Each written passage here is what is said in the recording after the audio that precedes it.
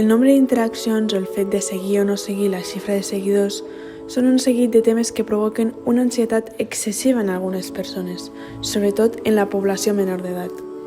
Moltes d'aquestes xarxes socials han fet que els adolescents tinguin una autoestima baixa o no tinguin l'aprovació social.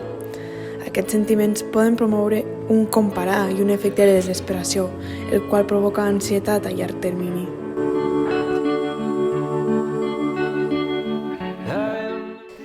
Doncs sí que m'ha passat quan veig, per exemple, a noies que tenen un cos genial o que tenen una alimentació molt bona, segueixen la rutina.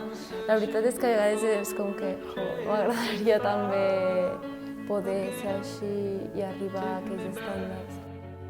O sigui, de veure tantes persones penjant fotos seves o el que sigui, opinions, tot el que sigui ens afecta, o sigui, cada dia.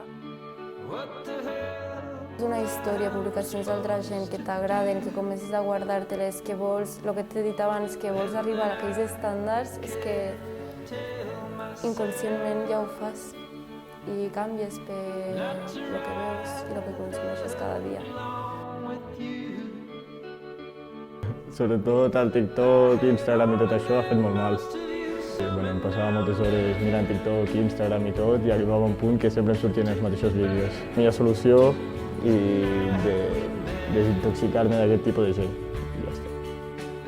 A vegades estic fent deures, per exemple, i no sé per què tinc la necessitat de mirar-ho, de mirar Insta, de veure si algú m'ha contestat, tot el rato, i estic superpendent. When the night was